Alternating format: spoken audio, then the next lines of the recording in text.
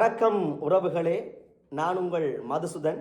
என்ன விஷயத்தை பார்க்க போகிறோம்டா, கேரளாவில் அண்மையில் கலக்கி கொண்டு வார ஒரு ட்ரப் மேடை பாடகர் தான் வேடன் அவர்கள். அவர்களை பற்றி யார் வேடன், என்ன பின்னணி எல்லாம் கதைச்சாச்சு. இப்போ அதை கதைச்சி டைமை வேஸ்ட் பண்ண போகிறதில்லை. இப்போ என்ன விஷயம்டா, இந்த வேடன் சமூக நீதிக்கான பாடல்களையும் ஒடுக்கப்பட்ட மக்களுக்கான பாடல்களையும் பாடிக்கொண்டு வருவதனால் அவருக்கு மேலே சில பொய் வழக்குகள் ஏற்படுத்தப்பட்டு கைது செய்யப்பட்டது, பின்னர் விடுவிக்கப்பட்டது. சில நிகழ்வுகளுக்கு வரும் தருவாயில் வந்து கைது செய்யப்பட்டது, நிகழ்வுகள் தடைப்பட்ட விடயங்களை பற்றி நாங்கள் முன்னைய பதிவுகளில் பார்த்துருக்கிறோம். பார்க்காதாக்கள் யூடியூப் சேனல்களில் போய் பார்த்து கொள்ளுங்க. இப்போ என்ன விஷயம் என்றால், கேரளாவின் பாஜகவினுடைய முக்கிய பிரமுகர் அவர்கள் அவசரமாக கடிதத்தை எழுதி அனுப்பியிருக்கிறார்.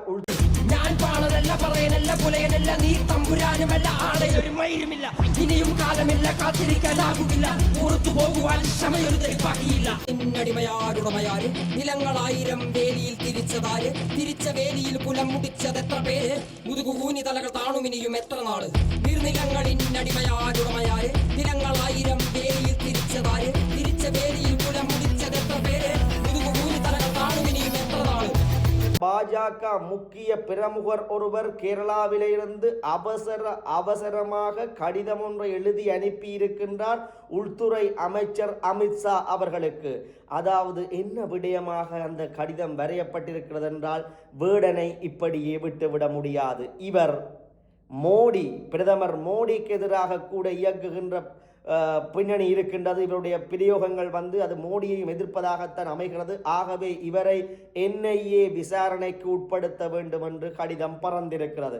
என்ன NIA என்றால் நேஷனல் இன்வெஸ்டிகேஷன் ஏஜென்சி, அதாவது தேசிய புலனாய்வு முகவர் நிலையத்தினூடாக இவரை விசாரணைக்கு உட்படுத்த வேண்டும் என்று கடிதம் எழுதி அனுப்பியிருக்கிறார். மிக பரபரப்பாக பேசப்படுகிறது. ஏனென்றால் வேடன் அவர்கள் கேரளாவை தாண்டி உலகம் பூராகவும் தமிழ் மக்களிடையே பிரபலமாக இப்பொழுது இந்திய அரசியல்வாதிகள் கொதிப்படையும் அளவிற்கு வளர்ந்து விட்டார் என்பதுதான் கண்கூடு. என்ன விடயம் என்றால், வேடன் அவர்கள் அங்கிருக்கிற அரசியலை விமர்சிக்கின்றார். கீழ்த்தட்டு மக்கள் படும் இன்னல்களை பாட்டாக பாடுகிறார். உலகத்திலே ஒடுக்கப்படும் விடுதலைக்கு வேண்டி நிற்கும் இனங்கள் பற்றி பாடுகின்றார். இந்தியாவிலே காணப்படுகின்ற ஒடுக்குமுறைகள், சமூக கட்டமைப்புகள் பற்றி பாடுகின்றார். குறிப்பாக நான் பாணனல்ல பறையனல்ல என்ற பாடல்கள் மூலம் அவர் அந்த கேரளாவினுடைய சாதிய கட்டமைப்பு மூலம் தாங்கள் அடக்கி ஆளப்படுவதை எடுத்து எம்பியிருக்கிறார். இது என்ன விடயம் என்றால், உங்களுக்கு தெரியும், தமிழ்நாடும் கேரளாவும் சாதிய கட்டமைப்பில் மிகவும் மேலோங்கியது. இந்த வாக்கு வங்கிகளை வைத்துத்தான், இந்த மேலாண்மை, இந்த ஒடுக்குமுறை வாக்கு வங்கிகளை வைத்துத்தான் அவருடைய அரசியலே பின்னி பிணைந்திருக்கிறது. ஆகவே அதை ஆட்டம் காணும் வகையிலே இவனுடைய பாடல்கள் அமைவதனால் அவர்களுடைய அரசியல் நிலைப்பாடுகளுக்கு, அரசியல் முன்னேற்றங்களுக்கு தடையாக அமையக்கூடும். அதைவிட ஈழத்துக்கு சார்பான வரிகள் வருகின்ற போது கேரளாவிலே ஒரு கலக்கம் ஏற்படும். ஏனென்றால் கேரளாவைச் சேர்ந்த பல அரசியல்வாதிகள்தான் இந்த விடுதலை புலிகளை ஒடுக்குவதிலே மிகவும் கண்ணும் கருத்துமாக இருந்தவர்கள். அதைவிட இப்பொழுது ஒடுக்கப்பட்ட மக்களுக்கும் சில இடதுசாரியான நிலைப்பாடு கொண்ட பாடல்களையும் இசைப்பதனால் அவர்களுடைய அரசியல் இருப்புக்கு, அதாவது அந்த பாடலின் மூலம் உந்தப்பட்டு பல ரசிகர்கள் மக்கள் அவனுக்கு ஆதரவை தெரிவித்தும் அவனுடைய பாடல்களுக்கு மிகுந்த வரவேற்பையும் கொடுப்பதனால் எங்கே தங்களுடைய அந்த ஆதிக்க சக்திகளினுடைய இருப்பு அழிந்து விடுமோ, தங்களை மீறி அரசியல் காய் நகர்ந்து விடுமோ என்ற பய பீதியில் பல அரசியல் பிரமுகர்கள் இன்று விழிப்படைந்திருக்கிறார்கள். அவனை ஒடுக்கி விடுவதற்கு, நசுக்கி விடுவதற்கு இன்று கங்கணம் கட்டி நிற்கின்றார்கள். அதிலே ஒரு முறைதான் அவன் கஞ்சா கேஸிலே கைது செய்யப்பட்டது. அதை தாண்டி இப்பொழுது பாஜக பிரபல உறுப்பினர் அமித்ஷா அவர்களுக்கு கடிதம் எழுதி அனுப்பியிருக்கிறார். தேசிய விசாரணை ஆணைக்குழு மூலம் விசாரிக்க வேண்டும் என்று. அதாவது இந்த ஆணைக்குழு பயங்கரவாத செயல்களைத்தான் கட்டாயமாக விசாரிப்பது, தீவிரவாத விசாரணைகளைத்தான் விசாரிப்பது.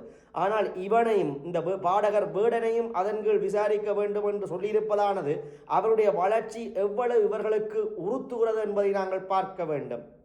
இந்த இடத்திலே இலங்கையிலே இருக்கிற ஒரு சட்டம் பயங்கரவாத தடை சட்டம். அதாவது பயங்கரவாதத்துக்கு துணை போதல் உருவாக்குதலை விசாரிக்கிறதுக்கு விசாரணை இல்லாமல் கைது செய்யப்பட்டு தடுத்து வைக்கப்படுற சட்டம் தான் பயங்கரவாத தடை சட்டம். அதையொத்த ஒரு அவர் பயங்கரவாதத்தை ஊக்குவிக்கின்றார், அவர் பயங்கரவாதத்துக்கு தீப்பொறி போடுகின்றார், தீனி போடுகின்றார் என்ற ரீதியில் தான் NIA வைத்து விசாரிக்க வேண்டும் என்று சொல்லியிருப்பதானது கேரளாவிலே பெரும் எதிர்ப்பலைகளை உண்டு பண்ணியிருக்கிறது. நடிகர் மம்முட்டி ஆதரவு தெரிவித்திருக்கின்றார். இல்லை, அவன் ஒடுக்கப்பட்ட மக்களுக்குத்தான் பாடல்களை பாடுகிறான், இங்கே அது இருக்கின்றது, அந்த பிரச்சனை இருக்கின்றது, நான் கூட கண்ணால் கண்டிருக்கிறேன் என்று ஆதரவு குரல்களை வழங்கியிருக்கின்றார். பார்ப்போம், இந்த வேடனுடைய வளர்ச்சியை முளையிலேயே கிள்ளப் போகின்றார்களா? அவனுடைய அந்த ஜனநாயக குரல் வலையை நெடித்து இந்திய ஆதிக்க சக்திகள் அவனை ஒடுக்கப் போகின்றதா? ஒடுக்கப்பட்ட மக்களுக்காக பாடல்களை பாடி மேடைதோறும் ஏறி வரவேற்பை பெற்று கொண்டாடப்படுகிற வேடனை இப்பொழுது அவனையே ஒடுக்கிறதுக்காக இந்த இவர்களுடைய சதித்திட்டம் நிறைவேறுமா என்பதுதான் பார்க்க வேண்டும்.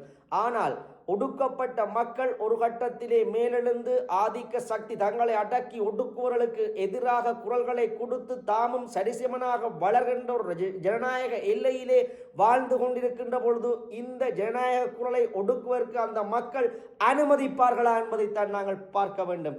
இப்போது பலஸ்தீனுக்கு ஆதரவான குரல்கள் வலுத்து கொண்டு வருகின்ற நேரத்திலும் உலகத்திலே பல ஒடுக்கப்பட்ட நாடுகள் சமூகங்களுக்கு ஆதரவான குரல்கள் உலகமெங்கும் ஒலித்து கொண்டிருக்கிற நேரத்திலே கேரளாவிலே அந்த மக்களுடைய வலிகளை வரிகளாக்கி பாடுகின்ற அந்த பாடகன் வேடன் மீது இவர்களுடைய ஆதிக்க சக்திகள் அவனுக்கு அடக்கி ஒடுக்கி அவனை நசுக்கி விடுவார்களா என்பதை பொறுத்திருந்து பார்ப்போம். மீண்டும் இது போன்ற தகவல்கள், இவனுடைய அடுத்த நகர்வுகள், இவனை ஒடுக்குவதற்குரிய அடுத்த திட்டங்கள் என்ன என்பதை அறிவதற்கு மீண்டும் தொடர்புகள். யூடியூப் சேனலை சப்ஸ்கிரைப் பண்ணுங்கள். நன்றி, வணக்கம்.